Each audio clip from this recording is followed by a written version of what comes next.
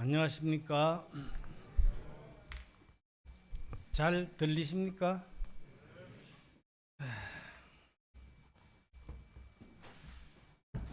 오늘 저희 모습이 멋있어 보입니까? 아니면 그렇지 않게 보입니까? 네. 작년과 전혀 다를 바가 없습니다. 제 모습이 더 멋있어 보이면 원래 성도님들이 더 사랑이 익은 것이고, 작년보다 더 멋있어 보이지 않으면 성도님들이 사랑이 원래 더 식었다는 결과겠죠. 예.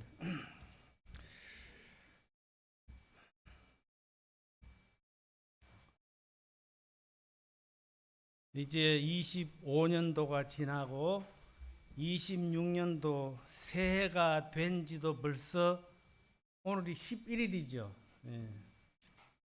11일이 지났습니다.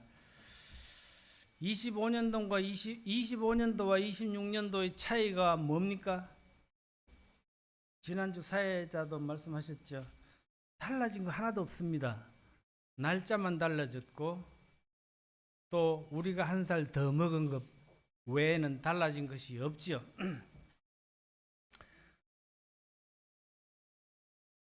많은 사람들이 새해가 되면 해돋이를 갑니다. 12월에 뜨는 해와 12월 마지막 날 뜨는 해와 1월 1일 새해 뜨는 해가 다릅니까? 똑같습니다. 그럼에도 불구하고 똑같지만 그럼에도 불구하고 1년 단위로 해가 바뀌는 것에 감사가 됩니다. 왜냐하면 해가 바뀌지 않고 그냥 쭉 이어진다면 얼마나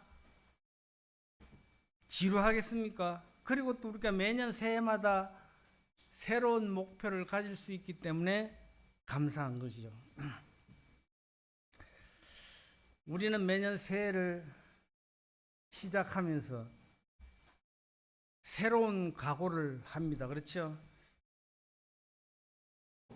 새로운 목표를 정해서 성도님들의 얼굴이 왜 잘 안 보이는가 했더니 안경을 끼지 않았습니다. 이제 잘 보입니다. 새로운 각오를 하죠. 그리고 새로운 목표를 정해서 그 목적을 달성하기 위해 노력을 합니다.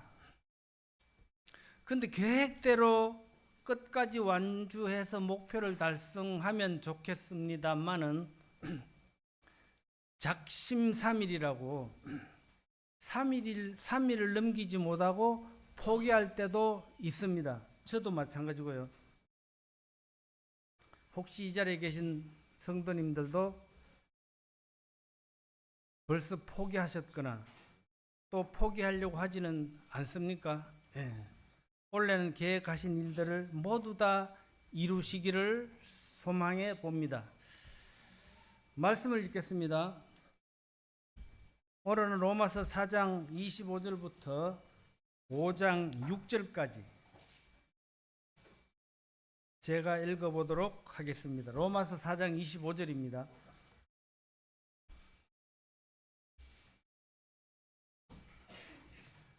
예수는 우리의 범죄한 것 때문에 내줌이 되고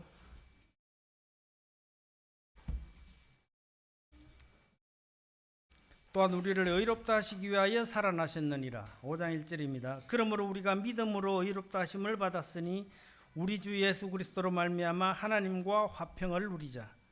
또한 그로 말미암아 우리가 믿음으로 서 있는 이 은혜에 들어감을 얻었으며 하나님의 영광을 바라고 즐거워하느니라. 다만 이뿐 아니라 우리가 환난 중에도 즐거워하나니 이는 환난은 인내는 연단은 소망을 이루는 줄 알미로라. 소망이 우리를 부끄럽게 하지 아니함은 우리에게 주신 성령으로 말미암아 하나님의 사랑이 우리 마음에 부음바 되미니 우리가 아직 연약할 때 기약대로 그리스도께서 견건하지 않는 자를 위하여 죽으셨도다. 오늘 말씀 제목은 소망에 관한 이야기입니다. 소망을 다른 말로 희망이라고도 하죠. 이 세상의 모든 사람은 소망, 희망을 품고 살아가고 있습니다. 그 소망이 무엇인지, 그 소망을 어디에 두고 있는지는 각자 다르겠지만 누구나 소망을 가지고 살아갑니다. 소망이 없다는 것은 삶을 포기했다고도 할 수 있죠.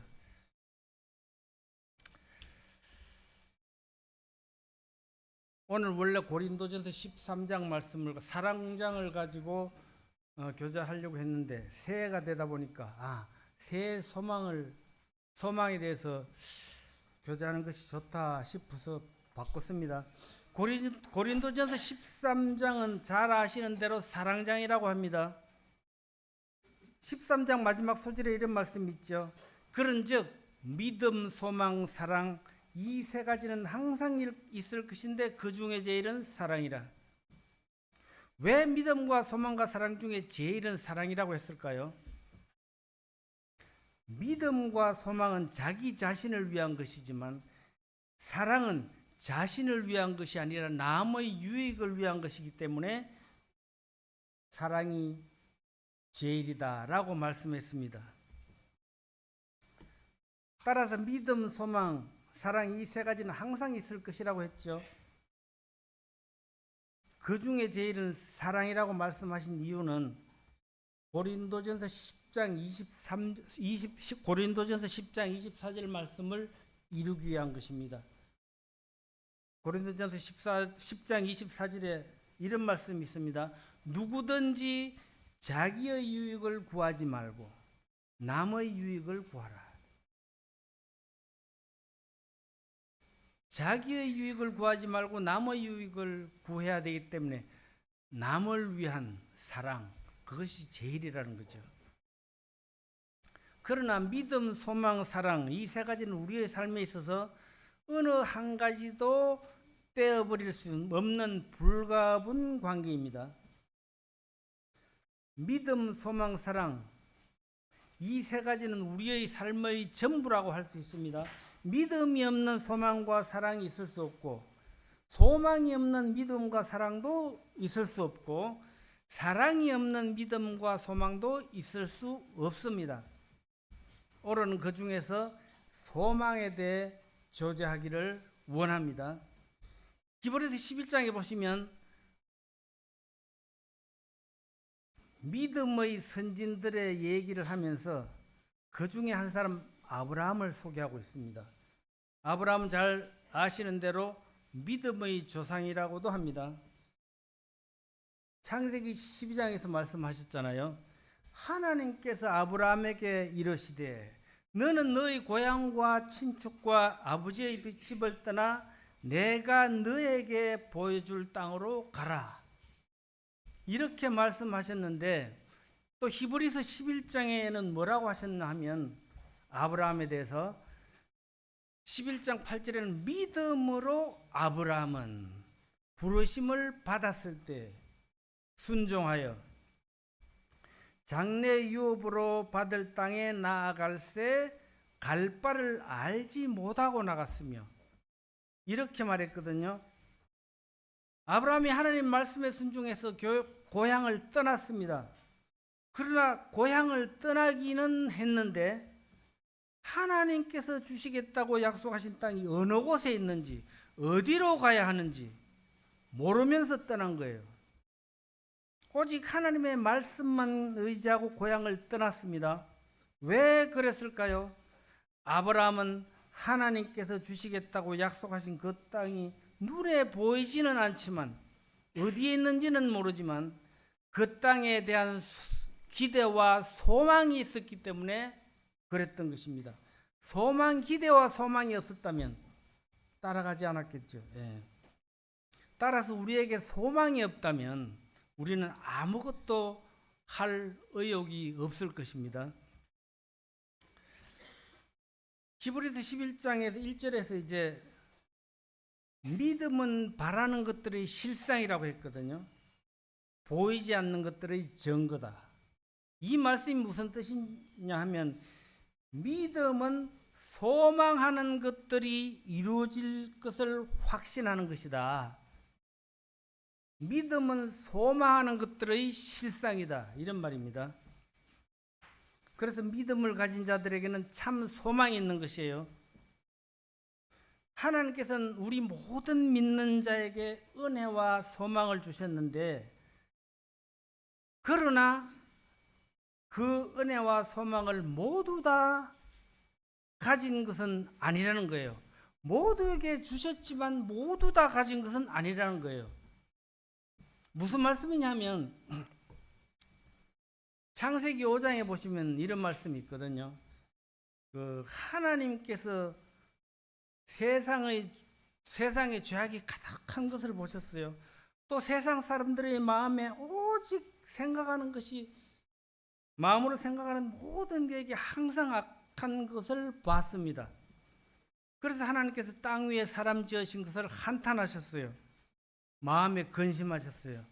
그래서 하나님께서 뭐라고 결심하셨냐 하면, 내가 창조한 사람을 모두 썰어버리겠다. 사람뿐만 아니라 가축과 공중의 새까지 다 썰어버리겠다. 그러면서 내가 이것들을 지은 것을 한탄하노라. 그리하면서 창세기 6장 8절에 이렇게 말씀했거든요. 그러나 노아는 여호와께 은혜를 입었더라. 그러나 노아는 여호와께 은혜를 입었더라. 이 말씀을 보시면 오직 노아만 여호와의 은혜를 입은 것처럼 보입니다. 그러나 이 말씀은 그런 뜻이 아니에요. 하나님은 모든 사람에게 은혜를 베푸셨지만, 기회를 주셨지만, 아무도 그 은혜를 깨닫지 못하고 오직 노아만 하나님의 은혜를 깨닫고 하나님의 은혜 안에 거할 수 있었단 말이에요. 그래서 오늘 본문 말씀 5장 2절 말씀도 마찬가지입니다. 또한 그로 말미암아 우리가 믿음으로 서 있는 이 은혜에 들어감을 얻었으며, 이 말씀은 바로 창세기 말씀과 동일한 것입니다. 하나님은 믿지 않는 모든 사람들에게도 은혜를 베푸셨지만, 그러나 오직 예수 그리스도를 믿음으로 말미암는 자만이 하나님의 은혜에 들어갈 수 있다는 겁니다. 믿지 않는 자들에게 은혜를 베풀지 않으신 것이 아니에요. 모든 사람에게 은혜를 베푸셨지만 오직 예수 그리스도를 믿는 자들만 하나님의 은혜 안에 들어갈 수 있다는 거예요.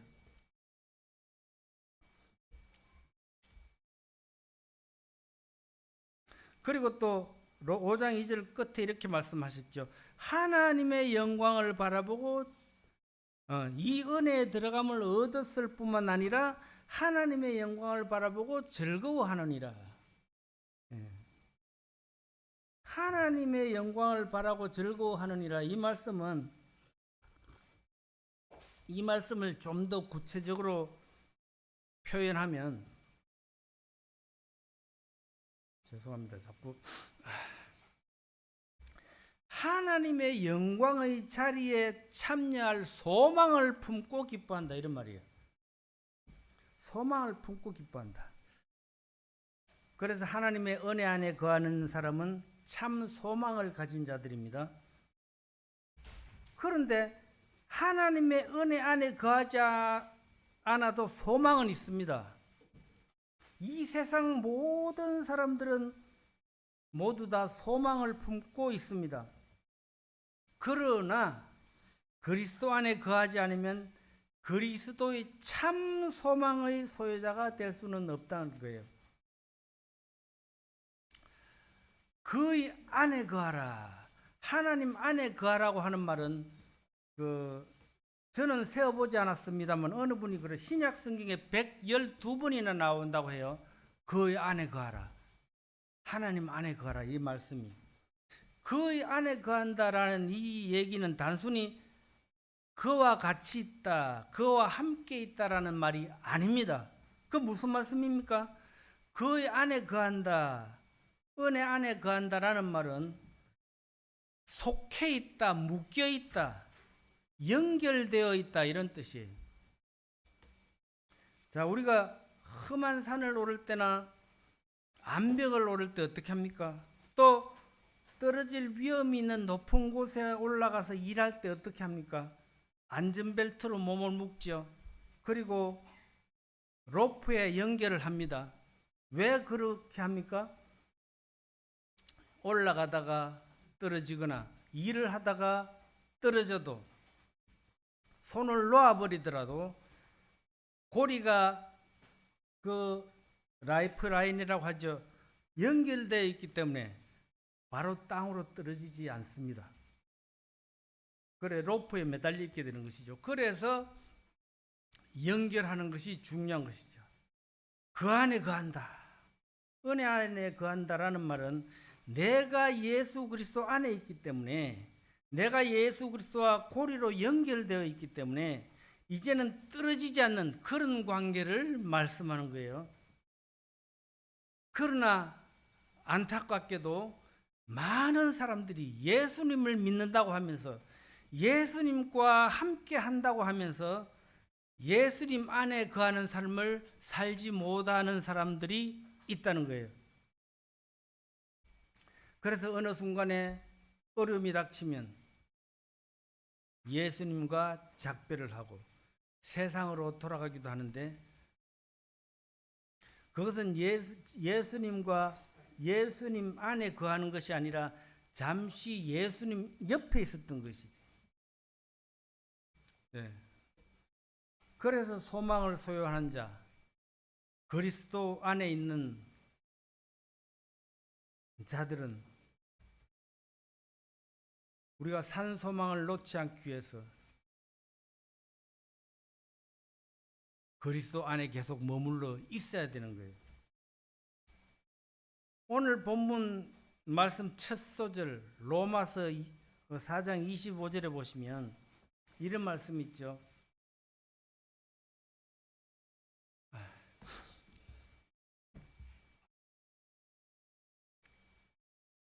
예수는 우리의 범죄한 것 때문에 내줌이 되고 또한 우리를 의롭다 하시기 위하여 살아나셨느니라.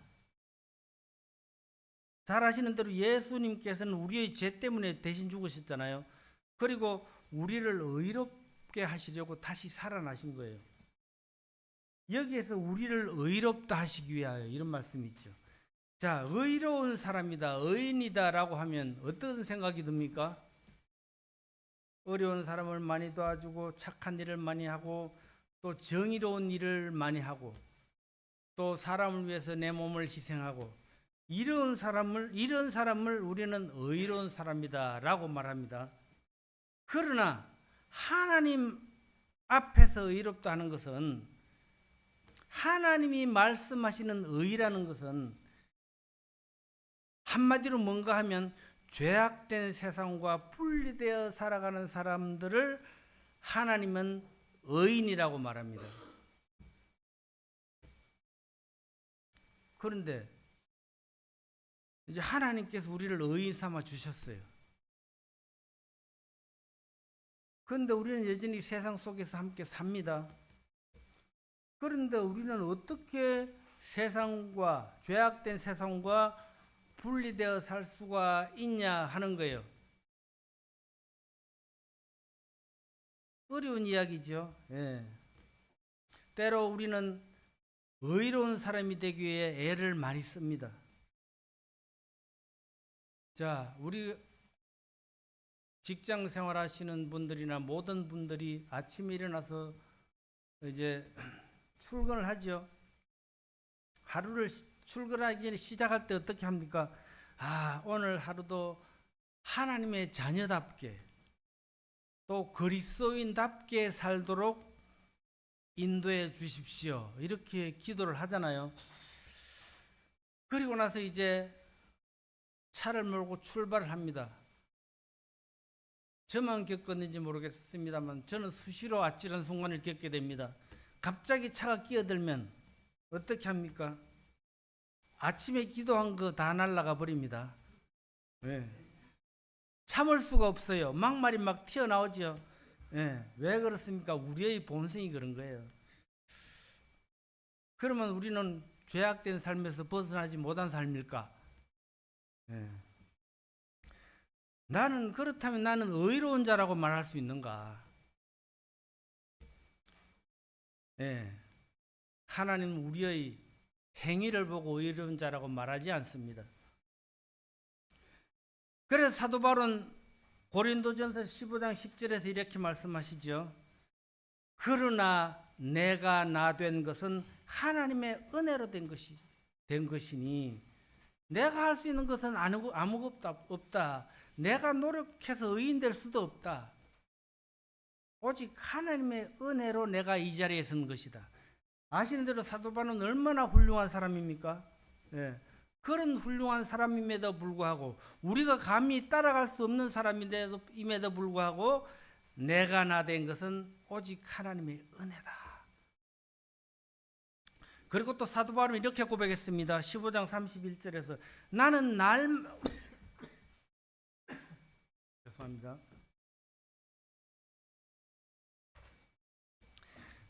사도 바울이 고린도전서 15장 31절에서 이렇게 말씀했습니다. 나는 날마다 죽노라. 예, 날마다 죽는다고 했습니다. 내 육신으로 가지고 살면 살 수가 없다는 거죠. 그렇기 때문에 자기는 날마다 나를 쳐서 복종시킨다는 거예요. 내가 의인된 것은 나의 노력으로 된 것이 아니라 하나님이 의인으로 삼아 주셨기 때문에 그런 것이죠. 한마디로 의로운 자라는 것은 오직 제가 오늘 말씀드리고자 하는 것은 오직 의로운 자라는 것은 오직 하나님만 바라보고 하나님께 소망을 두고 살아가는 사람을 하나님께서는 의로운 자라는 호칭을 붙여주셨다는 거예요. 그래서 또 사도 바울은 15장 19절에서 이렇게 말씀했습니다. 고린도전서 15장 19절에서 이렇게 말씀했거든요. 만일 그리스도 안에서 우리가 바라는 것이 다만 이 세상의 삶뿐이면 모든 사람 가운데 우리가 더욱 불쌍한 자이리라. 우리가 이 세상 사람들보다 더 잘난 것 없습니다. 더 나은 게 없어요. 그렇기 때문에 우리 그리스도인들은 이 세상을 살아가면서 이 세상의 것만 비교한다면, 이 세상의 삶만 말한다면 우리는 이 세상 사람들보다 더 나을 게 하나도 없다. 오히려 더 불쌍한 자라. 우리는 예수 그리스도의 십자가의 은혜로 구원받은 자들입니다. 그래서 그 의로우신 하나님이 그 하나님의 의가 우리 마음 가운데 역사하시는 거예요. 그래서 우리가 의를 행하는 것은 내가 하는 것이 아니라 아까도 말했죠. 나의 행위로는 의인이 될 수가 없고 의를 행할 수도 없습니다. 순간순간에 막 튀어나오죠. 네. 그래서 내 속에 살아계신 의로우신 하나님께서 의를 행하시게 만드는 거예요. 좀 말씀이 약간 빗나갔는데 하나님께서 우리를 구원하실 때 새로운 의라고 하는 것을 우리 마음에 주셨습니다. 원래 우리 안에는 죄악된 습관, 죄인의 습관이 있죠. 죄가 가득 차 있어서 다른 게 들어갈 자리가 없습니다. 의가 들어갈 자리가 없죠. 그런데 예수 그리스도를 믿는 순간에 하나님의 의가 우리 안에 심어졌습니다. 그리고 우리 안에 계신 성령께서 계속해서 우리를 의의 길로 인도하시는 거예요. 요한복음 1장 12절에 이렇게 말씀했습니다. 영접하는 자 곧 그 이름을 믿는 자들에게는 하나님의 자녀가 되는 권세를 주셨으니. 잘 아시는 말씀이잖아요. 그런데 내가 예수님 믿고 하나님의 자녀가 되는 권세를 얻었다는 것, 그것은 참 좋아하고 감사합니다. 그러나 하나님의 자녀다운 삶을 살려고는 하지 않습니다. 제가 그렇죠. 이 자리에는 자녀들도 있고 부모들도 계십니다. 자, 자녀들이 부모를 닮기 위해서 어떤 노력을 합니까? 나는 이제 부모를 닮기 위해서, 또 부모는 자녀들에게 그러죠. 너는 나를 닮기 위해서는 어떤 규칙이나 프로그램을 만들어 놓고, 야, 너는 부모를 닮기 위해서 첫 번째 무엇을 해야 되고 두 번째 어떻게 해야 되고, 이렇게 매일 가르쳐주고 배워서 부모를 닮게 됩니까? 그렇게 해서 닮아지나요? 누가 가르쳐 주지 않았는데도 태어나면서부터 저절로 부모를 닮아가기 시작합니다. 자녀라면. 자라면서 부모의 모습과 성격과 행동과 습관을 닮아가는 것이 정상적인 자녀들의 성장 과정입니다. 왜 이런 말씀을 드리냐면, 우리가 만일 하나님의 자녀라고 한다면 하나님께서 우리 가운데, 우리 마음 가운데 의를 심어 주셨다면 이제 우리는 하나님의 의를 나타내는 삶을 살아야 되는 거예요. 하나님의 자녀를, 우리가 자녀가 되는 권세를 얻었다는 것으로 만족할 것이 아니라 하나님의 자녀가 되는 그 자녀답게 살아야 된다는 거죠. 하나님의 자녀라면 당연히 하나님을 닮아가는 삶을 살아야 되는데, 그 과정 중에 하나가 바로 소망을 이루어가는 삶이다라고 하는 거예요. 요한일서 3장 1절에도 이렇게 말씀했습니다. 보라, 아버지께서 어떠한 사랑을 우리에게 베푸사 하나님의 자녀라 일컬음을 받게 하셨는가. 보라, 이렇게 시작합니다. 보라.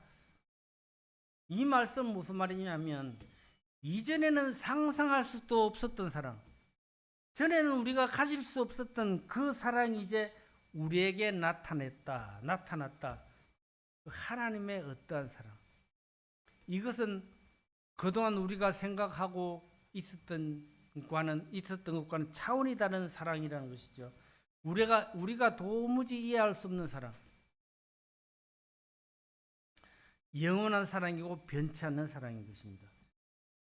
그런데 더 놀라운 것은 그 바로 하나님의 사랑으로 인해 우리가 하나님의 자녀가 될 수 있다고 하는 사실입니다.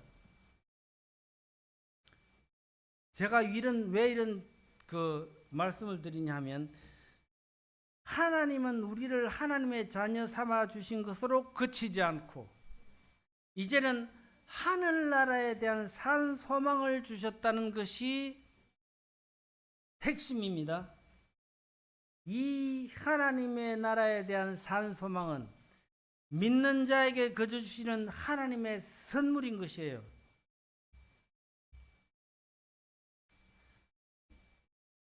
하늘나라에 대한 선물을 받고 그치는 것이 아니라, 중요한 것은 우리가 이 땅을 살아갈 때 하늘나라에 대한 산 소망을 힘입고 살아가기 때문에 로마서 5장 3절의 말씀과 같이 이런 말씀을 했죠. 이 땅에서의 환난 중에도 즐거워할 수 있는 것이다. 또 연단을 인내할 수 있는 것이고, 그 인내를 통해서 우리는 소망을 이루어갈 수 있다는 것이죠. 하늘나라에 대한 산 소망이 없다면 우리의 이 땅에서의 소망도 이루어질 수 없다는 거예요. 로마서 5장 2절에 그렇게 말씀하셨잖아요. 아까도 말씀하셨지만, 또한 그로 말미암아 우리가 믿음으로써 있는 이 은혜에 들어감을 얻었으며 하나님의 영광을 바라고 즐거워하느니라. 그리고 3절에 이렇게 말씀했죠. 다만 이뿐 아니라 우리가 환난 중에도 즐거워하나니, 이는 환난은 인내를, 인내는 연단은 소망을 이루는 줄 알미라. 우리가 하늘나라에 대한 소망이 없다면 이 땅에서의 삶도 우리는 결코 소망을 이루는 삶을 살지 못한다는 것이에요. 그러나 우리들이 이 세상을 살아가면서 우리가 계획하고 원하는 소망이 다 이루어지는 건 아니잖아요. 잘 안 됩니다. 그래서 우리는 때로 아주 큰 실망도 하게 되고 넘어지기도 하고 이제 도저히 나는 가망이 없다라고 포기할 만큼 망가지기도 합니다. 그래서 이제 도저히 하나님 앞에 나갈 수 없다라고 할 때도 있지만, 그러나 하나님은 뭐라고 말씀하시는가 하면 시편, 여러 번 이렇게 말씀하시죠. 42편 43편 이런 데 말씀하셨는데, 내 영혼아 어찌하여 낙심하며, 내 영혼아 내가 어찌하여 낙심하며 어찌하여 내 속에서 불안해하는가. 너는 하나님께 소망을 두라. 하나님은 우리가 다시는 넘어지지 않기 위해서 넘어지지 말라고 구원해 준 것이 아닙니다. 하나님은 우리가 또 넘어지고 자꾸 넘어질 줄 압니다. 그래서 하나님은 다시 일어나도록 해 주시는 거예요. 그래서 다시 십자가를 향해 나아갈 수 있도록 인도해 주시는 겁니다. 누가복음 15장 말씀을 잘 아시죠? 예. 탕자의 비유가 있습니다. 잘 아시는 대로 둘째 아들이 아버지에게 자신의 유산을 달라고 했습니다. 그래서 먼 나라에 갔죠. 가서 돈을 다 탕진했습니다. 다시 돌아왔습니다. 그런데 여기서 우리는 아버지의 마음을 살펴볼 수 있는데요. 아버지여 내게 주실 유산을 다 달라고 했을 때 어차피 저희 몫이니까 다 주세요. 이렇게 말했을 때 아버지가 다 줬습니다. 그 아버지는 아들이 재산을 가지고 가서 더 많은 돈을 벌 것을 기대하고 주신 것이 아닙니다. 아버지는 아들을 잘 알고 있었습니다. 저놈이 가봐야 분명히 재산을 다 탕진할 것을 알고 있었습니다. 그럼에도 불구하고 아버지는 재산을 다 줬습니다. 그리고 재산을 다 탕진하고 나면 다시 아버지께로 돌아올 것을 알고 있었습니다. 그래서 아들 말을 준비를 항상 해놓고 있는 것이죠. 만약에 이 아들이 먼 나라로 가서 영영 돌아오지 않는다고 생각했다면 아버지가 보냈겠습니까? 네. 틀림없이 저 녀석 망해서 돌아올 거다 알고 있었던 거예요. 하나님의 마음이 이와 같은 거예요. 우리가 구원받았으니까 이제는 세상에서 실수하지 않고 살아갈 수 있을까요? 아닙니다. 하나님은 여전히 하나님의 자녀가 이 세상을 살아가면서 여러 가지 실수도 하고 넘어지기도 하고 하는 것을 잘 알고 계십니다. 우리는 모두 다 실수를 하고 잘못을 합니다. 그러나 다시 일어나서 아버지 앞에 돌아오기를 원하시는 것이 하나님의 마음인 거예요. 아버지는 이 자식이 떠나는 것을 말리지 않았습니다. 네가 가서 세상이 얼마나 살기 힘들고 어렵다고 하는 것을 깨닫고 내게로 다시 돌아올 것이라는 것을 알기 때문에 가라. 그에게 속한 것을 다 줬지요. 자, 네 혹시 다 재산을 다 탕진할지도 모르니까 조금만 가지고 가서 안 되면 다시 와라. 나머지 줄 테니까 이렇게 하지 않았습니다. 다 줬어요. 이것이 아버지의 마음인 거예요. 그래서 아들은 결과적으로 빈털터리가 되어서 아버지께 돌아왔죠.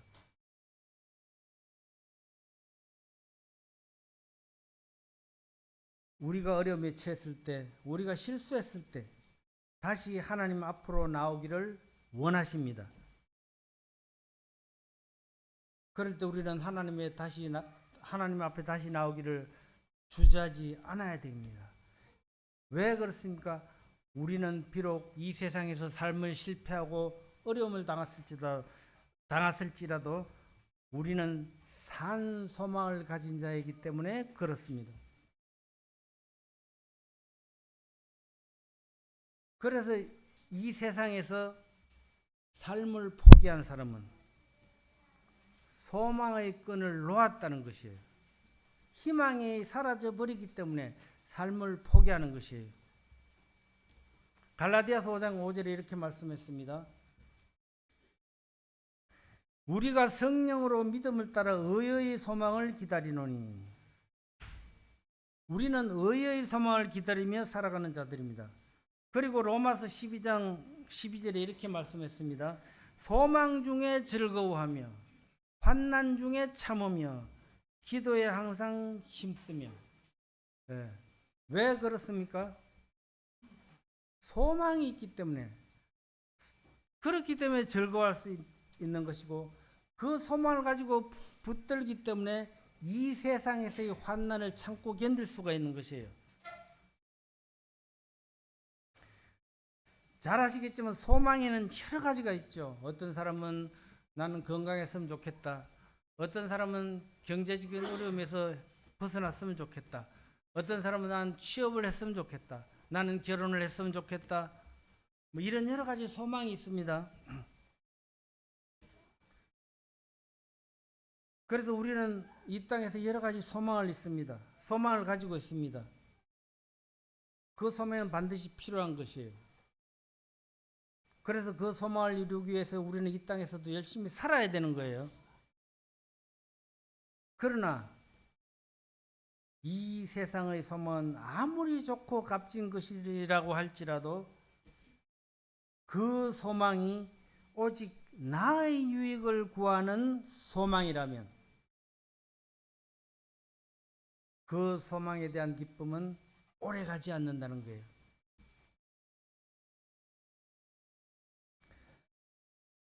베드로전서 1장 3, 4절에 이렇게 말씀했습니다. 베드로전서 1장 3, 4절 제가 읽겠습니다. 우리 주 예수 그리스도의 아버지 하나님을 찬송하리로다. 그의 많으신 긍휼대로 예수 그리스도를 죽은 자 가운데서 부활하게 하심으로 말미암아 우리를 거듭나게 하사 산 소망이 있게 하시며 썩지 않고 더럽지 않고 새하지 아니하는 유업을 입게 하시나니 곧 너희를 위하여 하늘에 간직하신 것이라. 우리 그리스도인들은 변하지 않고 시들지 않고 사라지지 아니하는 영원한 참 소망이 있음을 감사합니다. 다시 한번 말씀드리지만 우리는 이미 하나님 나라에 대한 소망을 가진 자들입니다. 하지만 우리는 여전히 이 세상을 살아가고 있습니다. 하나님의 나라에 가기 전까지는 이 세상에서 살아가야 됩니다. 그렇기 때문에 우리는 이 세상을 살아가면서 이 세상 사람들과 동일한 소망을 가지고 그 소망을 이루기 위해서 살아가야 되는 것이에요. 그러나 그 소망의 목적은 다릅니다.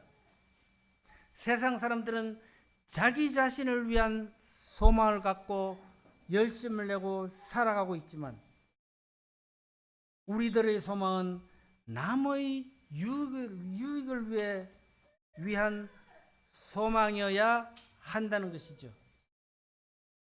그래서 원래는 비록 작심삼일을 했다 할지라도 다시금 소망을 품고 그 소망을 이루기 위해 그 소망이 남의 유익을 위한 소망이 된다면 그 소망을 이루기 위해 열심히 달려갔으면 하는 소망을 가져봅니다.